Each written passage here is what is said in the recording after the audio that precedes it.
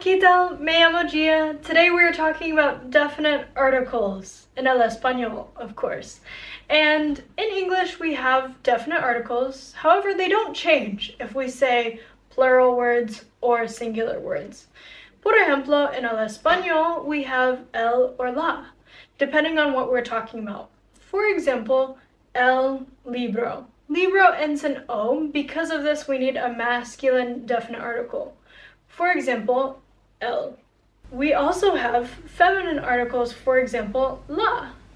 La naranja, the orange.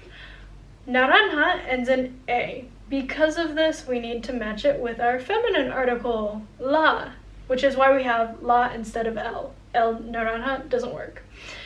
And of course, we have some irregular words, por ejemplo, el mapa, or el problema, which they don't match. However, we've decided for some reason that they do match. However, they are just there to mess with your head a little bit. And we also have plural versions of our articles. For example, los libros. We add an s to the end and we have to make our article plural, los. And if we wanted to make something that is feminine, we have las naranjas. We also add the s and we change it to las to agree with our feminine noun. And masculine and feminine don't mean that oranges are a feminine item or books are masculine items.